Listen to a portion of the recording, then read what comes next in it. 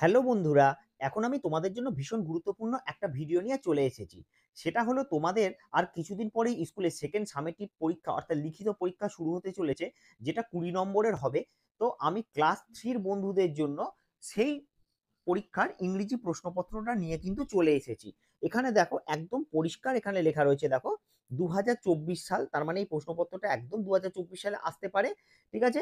আর এখানে দেখো full marks কত আছে, দেখো ফুল মার্কস আছে 20 মানে 20, আর সময় আছে কিন্তু তোমাদের জন্য কিন্তু দেখো এখানে 40 মিনিট। তাহলে 40 মিনিট তোমাদের এটা সময় দেওয়া হবে 20 নম্বরের পরীক্ষার জন্য। এবং এটা কিসের দেখো ক্লাস 3 ইংলিশ প্রশ্নপত্র। ঠিক আছে? মানে ইংরেজি। তাহলে চলো আজকের ভিডিওটা শুরু করব। তার আগে দেখে দিই তোমাদের কোথায় কি করতে হবে। সেটা হলো দেখো তোমাদের এখানে নেম রয়েছে, তার মানে এখানে কিন্তু পরিষ্কারভাবে তোমাদেরকে এখানে নিজেদের নামটা লিখতে হবে। অবশ্যই তোমরা পরীক্ষার খাতায় পরিষ্কারভাবে লিখবে এবং এই জায়গায় তোমাদের রোল নাম্বারটা লিখতে হবে। আমি তোমাদের দাগ দিয়ে দেখাচ্ছি এবং স্কুলের নামটা তোমাদেরকে এখানে লিখে ফেলতে হবে। তাহলে চলো এবার আজকের ভিডিওটা শুরু করা যাক। একদম সরাসরি চলে যাই আমরা প্রশ্নপত্রে। এখন দেখো আমরা সরাসরি প্রশ্নপত্রে চলে এসেছি। ১ দাগ নম্বরে প্রশ্ন কি রয়েছে? Fill in the blanks with information from the rhyme. Fill in the blanks মানে শূন্যস্থানগুলোকে পূরণ করতে বলা হয়েছে উইথ ইনফরমেশন মানে সঠিক তথ্য দিয়ে, ফ্রম দ্য রাইম রাইম থেকে মানে ছড়া থেকে। এই ছড়াটা তোমাদের বাটারফ্লাই বইতে রয়েছে। এটা করার জন্য কিন্তু তোমাদের ৪ নম্বর দেওয়া হয়েছে। এখন তোমাদের তাহলে কি করতে হবে? দেখো বার্ড ইন দ্য ড্যাশ, তাহলে বার্ড ইন দ্য কি ছিল? তোমাদের তোমাদের যদি এটা মনে থাকে তাহলে কিন্তু অবশ্যই সেটা লিখে ফেলতে হবে। সেটা হচ্ছে বার্ড ইন দ্য কেজ। ঠিক আছে? Bird in the cage. কবিতায় ছিল বার্ড ইন দ্য কেজ। আবার আমরা চলে যাই next, dash in the cage. এখানে কিন্তু এবার হবে কিন্তু বার্ড ইন দ্য কেজ। ঠিক আছে? পরপর দুবার এই লাইনটা ছিল। তাহলে পরপর দুবার যে লাইনটা ছিল বার্ড ইন দ্য কেজ, আবার ছিল বার্ড ইন দ্য কেজ। এবারে দেখো উইল ড্যাশ ফ্লাই অ্যাওয়ে। এখানে হবে হচ্ছে will you, will you fly away ছিল। ঠিক আছে? On a warm dash day, তাহলে সেটা আমাদের এখানে হবে কি? On a warm sunny day. ঠিক আছে? এটা কিন্তু তোমাদের বাটারফ্লাই বইয়ের একটা কবিতা। এই কবিতাটা তোমাদের মুখস্থ রাখা উচিত। তবেই কিন্তু তোমরা এইটা কিন্তু পারবে এবং ৪টে হবে, ৪টে ওয়ার্ড বসানোর জন্য তোমরা কিন্তু এখানে পেয়ে যাবে কিন্তু ৪ নম্বর। এবারে চলো আমরা পরের দাগ নম্বর অর্থাৎ ২ এর দাগ নম্বরে চলে যাই। এবারে দেখো আমরা ২ এর দাগ নম্বরে চলে এসেছি। Feel in the blanks with words giving in the brackets. মানে এই শূন্যস্থানগুলো পূরণ করতে হবে সেই সমস্ত শব্দগুলো দিয়ে যেগুলো আমি ব্র্যাকেটের মধ্যে দিয়ে দিয়েছি। সেটা করার জন্য কিন্তু তোমাদের ৪ নম্বর আছে। প্রত্যেকটার জন্য ১ নম্বর করে ৪টে প্রশ্ন রয়েছে। তাহলে এখানে প্রশ্ন কি, কি রয়েছে সেটা আমরা পরে আসছি। তার আগে আমরা দেখে নিই যে আমাদের কি, কি ওয়ার্ড দেওয়া রয়েছে। একটা হচ্ছে ওয়াশ, ওয়াশ মানে কি? ধোয়া। নেক্সট হচ্ছে ধোয়া মোছা করা। নেক্সট হচ্ছে পন্ড, পন্ড মানে পুকুর। তারপরে আছে ট্রি, ট্রি মানে গাছ। আর তারপরে আছে ওয়াটার, ওয়াটার মানে জল। তাহলে প্রথম হচ্ছে আমাদের দেখো a dash is life for us. তাহলে আমাদের জীবন কোনটা? তাহলে আমাদের জীবন হচ্ছে কি? জল। তাহলে আমরা এখানে কি লিখে ফেলবো? প্রথমটা হয়ে যাবে আমাদের ওয়াটার। অবশ্যই ডাব্লুটা বড় হাতের হবে যেহেতু বাক্যের প্রথমে এটা কিন্তু রয়েছে। তাহলে আমাদের কি হবে? এটা দেখো ডাব্লুটা বড় হাতের হবে বাক্যের যেহেতু প্রথমে রয়েছে। তাহলে ওয়াটার ইজ লাইফ ফর আস। ঠিক আছে? নেক্সট প্রশ্নে চলে যাই। We dash our clothes with water. We dash, আমরা আমাদের জামা কাপড় জল দিয়ে কি করি? তাহলে আমরা আমাদের জামা কাপড় জল দিয়ে কিন্তু ধুই। তাহলে এটা উত্তর কি হবে? ওয়াশ। এখানে কিন্তু ডাব্লু কখনোই বড় হাতের হবে না, কারণ এটা বাক্যের মাঝখানে বসেছে। নেক্সট হচ্ছে we can get water from dash. তাহলে we can get water from কি থেকে আমরা জল পাই? সেটা হচ্ছে আমরা পুকুর থেকে জল পাই। তাহলে পন্ড, এখানে পিও এনডি পন্ড, এখানে স্পেলিংটা একটু মিস্টেক হয়ে গেছে আমার, পিও এনডি পন্ড, দেখে নাও। ঠিক আছে? এবং দাগ নম্বর ডি তে চলে যাই। ড্যাশ ওয়েলকামস রেইন, সেটা হচ্ছে বৃষ্টিকে কে নিয়ে আসে? সেটা হচ্ছে ট্রি মানে গাছ। ঠিক আছে? তাহলে আমাদের দেখো শূন্যস্থানগুলো কিন্তু পূরণ করা হয়ে গেল, অর্থাৎ দাগ নম্বর ২ কিন্তু আমাদের হয়ে গেল। এবারে চলো আমরা চলে যাব দাগ নম্বর ৩ এ। এবারে আমরা চলে এসেছি দাগ নম্বর ৩ এ। Which among this do not need water to exist, circle them. বলছে যে যেটার জন্য জলের কোনো প্রয়োজন হয় না, ডু নট নিড ওয়াটার মানে জলের দরকার পড়ে না, টু এক্সিস্ট মানে বেঁচে থাকার জন্য বা থাকার জন্য আর কি। তাহলে সার্কেল দেম, সেগুলোকে কি করতে বলা হয়েছে? গোল করতে বলা হয়েছে। কত নম্বর দেওয়া হয়েছে? 2 নম্বর দেওয়া হয়েছে। তাহলে এখানে আমাদের করতে হবে কি? প্রথম দেখো ডল, ডল মানে পুতুল। পুতুলের কি জলের প্রয়োজন হয়? না। পুতুল একটা জড় পদার্থ, তাই তার জলের কিন্তু কোনো প্রয়োজন হয় না। তাহলে এটা কি করতে বলেছিল? সার্কেল মানে গোল করতে। তাহলে আমরা সার্কেল করে দিলাম। নেক্সট হচ্ছে ট্রি মানে গাছ। গাছের কিন্তু জল দরকার হয় বেঁচে থাকার জন্য। তারপর হচ্ছে বোতল।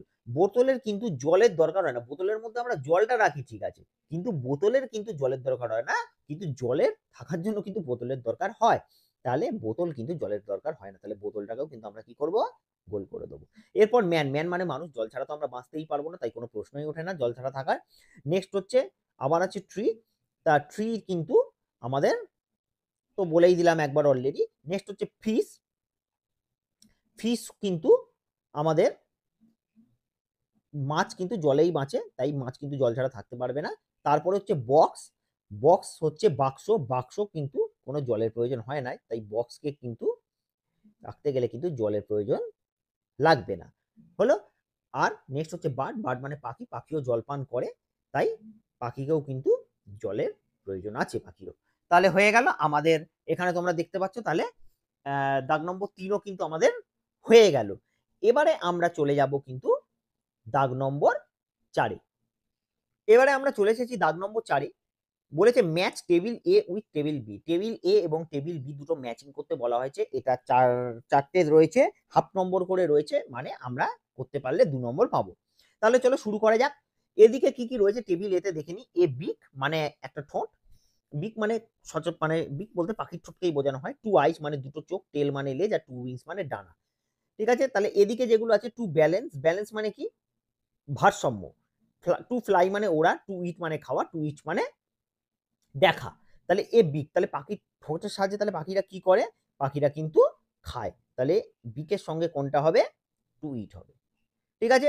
নেক্সট হচ্ছে 2 আইস। চোখ দিয়ে তাহলে কি করবে? চোখ দিয়ে তাহলে দেখে। তাহলে 2 ওয়াচ। নেক্সট হচ্ছে টেল। টেল মানে লেজ। লেজ দিয়ে পাখির কি হয়? লেজ দিয়ে পাখির আসলে ব্যালেন্সটা ঠিক থাকে।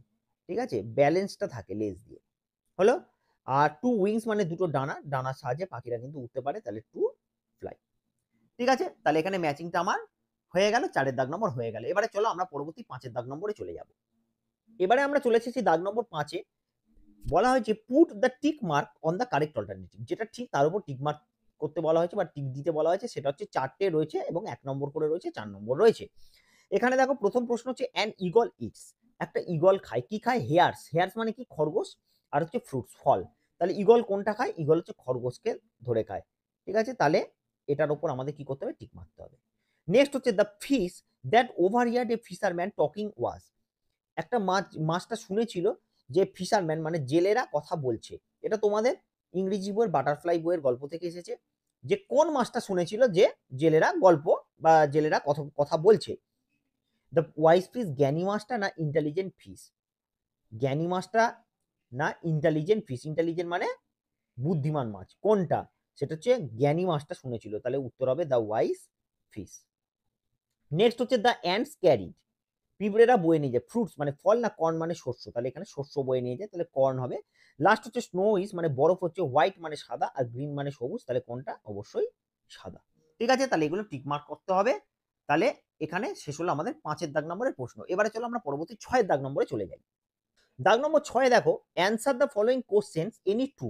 বলেছে অ্যান্সার দ্য ফলোইং কোশ্চেন, নিচের প্রশ্নগুলোর উত্তর দিতে বলা হয়েছে এবং যে কোনো দুটো করতে বলা হয়েছে। এনি টু কটা রয়েছে? এ বি সি মানে 3টে রয়েছে, তার মধ্যে থেকে দুটো করতে বলা হয়েছে। কিন্তু আমি এখানে 3টেই তোমাদের জন্য করে দেখাবো এবং 2 নম্বর করে কিন্তু রয়েছে দুটো করার জন্য। 2 2 4 নম্বর। ঠিক আছে। তাহলে প্রথম প্রশ্ন কি আছে দেখো, হুইচ ইনসেক্ট ক্যান বাইট। কোন পতঙ্গ কামড়াতে পারে? Which insect. তাহলে কোন পতঙ্গ কামড়াতে পারে? আমি একটু তোমাদের জন্য একটু সুন্দর করে লিখে দিই। Bed bugs and mosquitoes. QUITOES। Mosquitoes can bite. তাহলে bed bugs and mosquitoes can bite. দেখো এই হচ্ছে এখানকার প্রশ্নের উত্তরটা। দেখে নাও, bed bugs and mosquito. Bed bug মানে কি? ছাড়পোকা আর মশা, এরা হচ্ছে কামড়াতে পারে। ঠিক আছে। নেক্সট প্রশ্ন হচ্ছে আই হ্যাভ কালারফুল উইংস। আমার রঙিন ডানা রয়েছে। I suck nectar from flowers. আমি ফুল থেকে মধু চুষে খাই। Who am I. আমি কে? তাহলে আমি কে? এখানে আমরা সকলেই বুঝতে পেরে গেছি যে আমিটা কে? তাহলে বাটারফ্লাই, BUTTERFLY, বাটারফ্লাই। তাহলে এখানে সঠিক উত্তর কি হলো? বাটারফ্লাই। লাস্ট প্রশ্ন হচ্ছে হোয়ার ডু ফিশেস লিভ? মাছ কোথায় বাস করে? তাহলে fishes are found in water bodies like sea, lake, river, pond, etc. মানে এক্সেট্রা।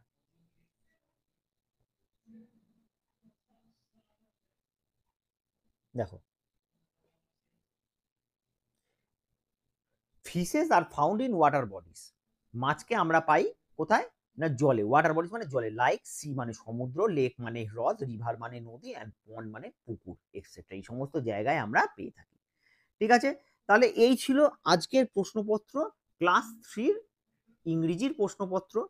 আশা করি ভিডিওটা তোমাদের খুবই উপকারে লাগবে। এই প্রশ্নগুলো কিন্তু অবশ্যই তোমরা ভালো করে প্র্যাকটিস করে যেও। ভিডিওটা যদি ভালো লেগে থাকে তাহলে ভিডিওটাতে অবশ্যই একটা লাইক করে দিও, কমেন্ট বক্সে লিখে জানিও ভিডিওটা তোমাদের কেমন লেগেছে। আর যদি আমার চ্যানেলে প্রথমবার এসে থাকো, আরও সমস্ত প্রশ্নপত্র এরকমই দেখার জন্য কিন্তু চ্যানেলটাকে অবশ্যই সাবস্ক্রাইব করে রেখো।